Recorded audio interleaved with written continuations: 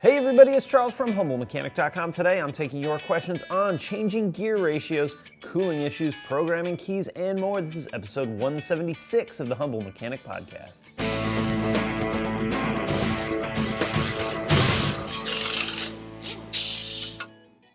All right, so the first show of 2017 is here. I am jazzed up. I'm fired up about 17. It's going to be an incredible year. I hope you guys had an awesome weekend.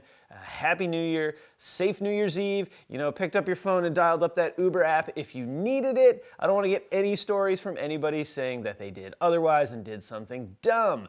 So, Happy New Year to each and every one of you. Today, I'm going to be taking your questions. If you want to get a question on a show like this, be sure to email me, charles@humblemechanic.com. Put question for Charles in the subject, just like it says down here below. Put your question right at the top. Hit the enter button a couple of times. Give me the details of the question, and that helps me out answer your question better. Also, if you don't see your question on a show like this, be sure to check out the Quick Videos playlist on YouTube where I simply answer one question per video. And that playlist is actually linked down below.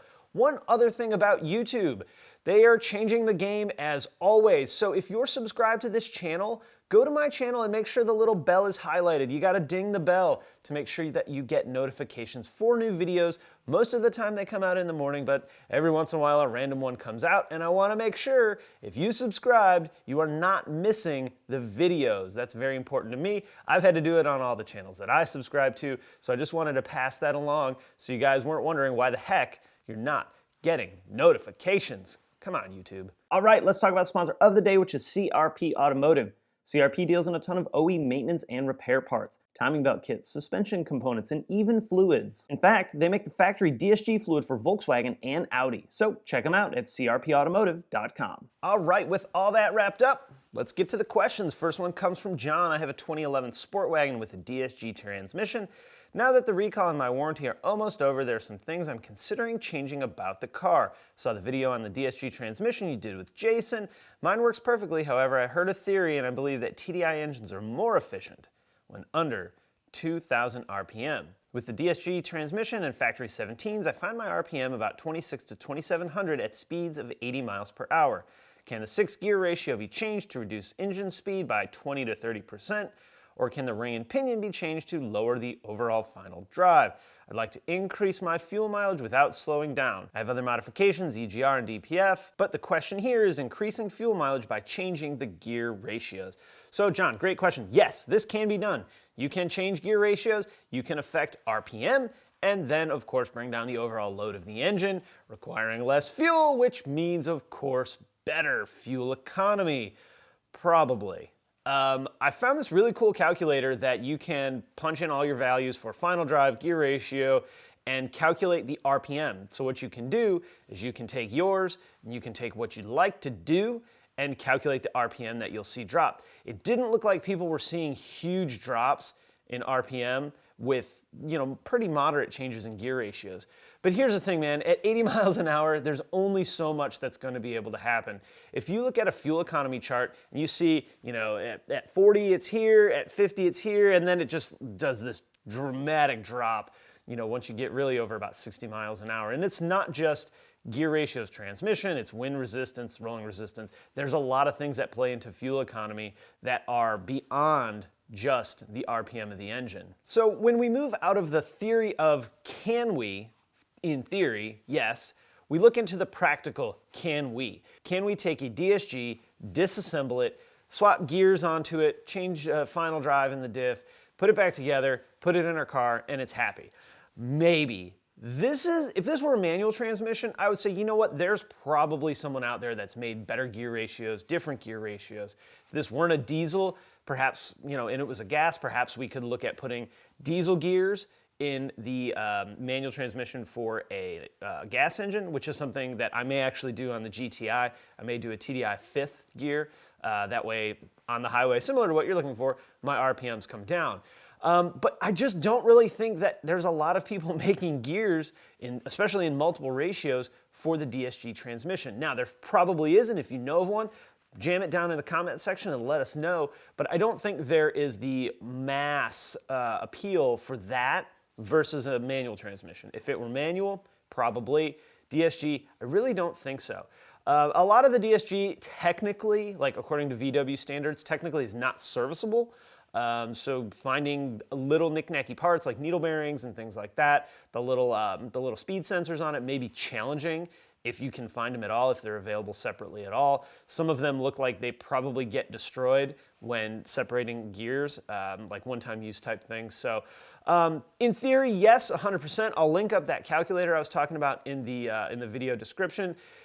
In practicality, I really don't think that that's something that you are going to be able to achieve relatively easy, and probably not cheaply at all.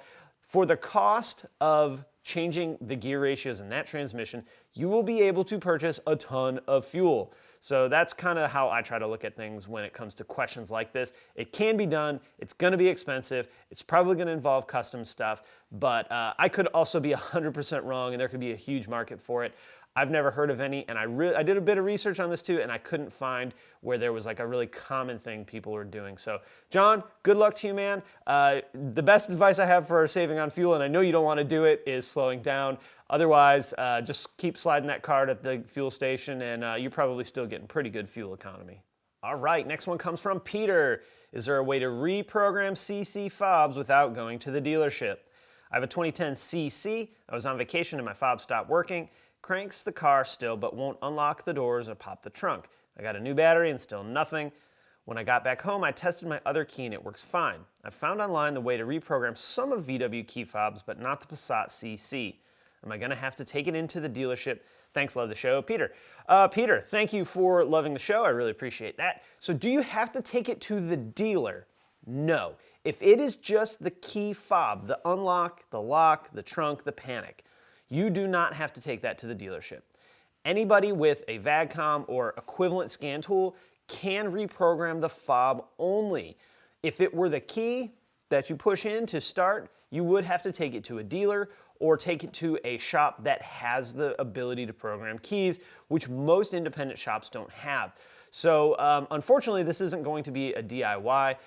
They changed the game in like the mid-2000s with the B6 generation. You could never do it. The A5 platform cars, some you could do in the door and in the ignition, others you couldn't. And then as the cars got much, much newer, you can't do it on any of them. You got to go through and relearn them with the scan tool. Unfortunately, man, that kind of stinks. The good thing is it's just the remote. You weren't stranded at the beach, so you were still able to get home. And you have another working key, but I would probably want to get that one fixed too. They're going to attempt to reprogram it, and that may or may not work. It may just be dead and time for a new fob.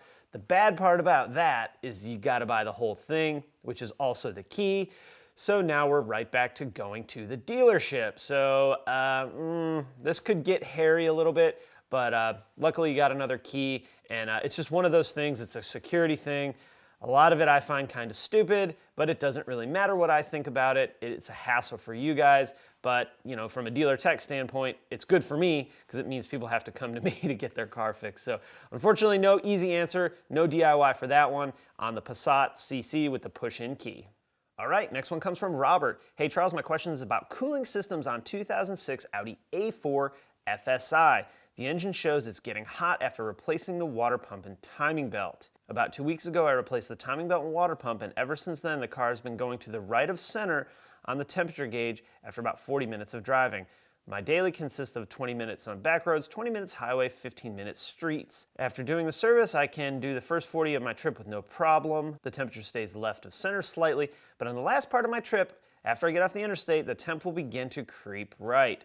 That means he's a little undercooled, and then it's starting to go just past on the gauge where it would be at optimal temperature, which if the gauge moves right, your car's starting to overheat. It stays dead center almost all the time when it's up to temperature. I thought it might be the fact that I went to a metal water pump impeller since it was the only difference when I replaced it last week with a genuine Audi part, as well as the thermostat. After that, the car seemed to be doing fine and would not go past center until tonight when it started creeping again. The only difference in 4 days has been the temperature, and it seems to do it with multiple different temperatures. So, Robert, I really think you have an air pocket in your cooling system. These newer Volkswagen and Audis, and you said 2006, that's still in the newer generation, the new stuff is a nightmare to bleed the air out of the cooling system. We have to use our vacuum, and it pulls vacuum in the cooling system, and then that then sucks coolant back in. It's a really cool machine. It's only like 120 bucks. If you do this multiple times, it's worth buying. But we have to leave these on there for like 20 and 30 minutes before it gets all the air out of the system and then fills it properly. And even then, there's times where we can get air pockets in it. So what are you gonna do, right? So almost 100% sure it's an air pocket, unless you have some sort of blockage in the cooling system. Depending on what the coolant looked like, if it was all nasty and cruddy, you may have a blockage in the cooling system. But my guess is that you have an air pocket, since it works okay sometimes. So what can you do? You don't have this $120 machine, you don't have a way to vacuum out the air. Couple of things. First of all, get the front of the car up higher. So if the car were level, we'll do it over here. If the car were level, raise the front up a little bit and let that burp the air out. The air is gonna creep to the top. It could be stuck somewhere very unhappy. You can, with the car cold, raise the front end, take the coolant cap off, and run it until it starts to get up to temperature. That will a lot of times bubble that air pocket out. A lot of times what I used to do is I would do a cooling service, do a timing belt, whatever. I would get as much air out as I thought that I could. Then I would put it in first gear, whether it was a manual or an automatic, and drive it around the parking lot. And that loads up the engine, it loads up the transmission, so it gets everything hot. And that would almost always get the air pocket out. The B5.5 Passats were awful about it. They would, especially the V6s. But if that doesn't work, you may take it to the dealer or take it to a service department and get a cooling system service. That'll probably get the air pocket out too. But you want to get that front end up pretty high. Make sure you're safe. Jack stands, chalk the wheels, put the parking brake on, all the normal safety stuff for lifting a car, and try it that way. Just be careful, don't burn yourself. That coolant gets hot and you don't want to get hurt. So that's what I would do, raise the front end and try and burp it out that way. If that didn't work, low gear, slow speeds but higher RPM, that's really loading up the engine. And if it's not those two things, man, you probably want to take it in and get it fixed. Again, it could be some kind of blockage in the cooling system, but try those things first because I think that'll solve your problem. All right, got time for one more. This one comes from Tony. Love your YouTube shows. Thanks. I have a question. I have a Mark IV GTI. No wipers, no blower speed, no turn signals. Everything I read to this point is to the ignition switch. I tried that and it didn't work. Any other suggestions? Any feedback would be greatly appreciated. My son and I own 3 VWs. I'm really excited to see the white Wookie go back together. That makes 2 of us. I love VW, especially the VR6. Also own a Mark V R32, and I love the car. Thanks for your time. Tony, so if you would have just emailed me that, I would have said, yeah, put an ignition switch in it, because that is the most common thing that fails on that generation car that causes like mass hysteria inside of your car. So, but that didn't fix it. Here's what I need you to do. Check the connector. Take a really good look at the connector, because a lot of times the wires will get burnt and you won't be able to easily see it unless you've seen a bunch of them burnt. So check that, make sure that you're not having any issues there. Check your fuses, because you could have a fuse that got blown by the ignition switch being bad and now it's still making the car unhappy. Also check your load reduction relay. The load reduction relay cuts systems while you're starting your car. So if you have your radio blaring, your air conditioning on, and your battery voltage is low, when you crank your car, it's gonna cut those off so that it provides more juice to start the car, right? Starting the car is the most important thing at that point, not listening to your tune skis. So look at that stuff, man. This is probably gonna be something a little quirky, something maybe you overlooked. Maybe you got a bad ignition switch. I kind of doubt that.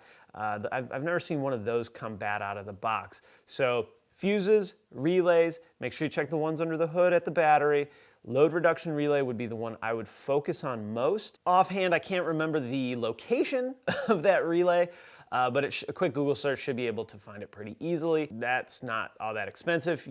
If you're having any other weird issues, like the convenience module fuse might be the one I would look at. You said wipers, blower, and turn signal. I don't think any of those are on the convenience circuit, but still, man, look at fuses. You may have one main fuse that's blown, causing multiple problems. You can use a test light to check those fuses. I prefer to use a power probe. Make sure that you have power.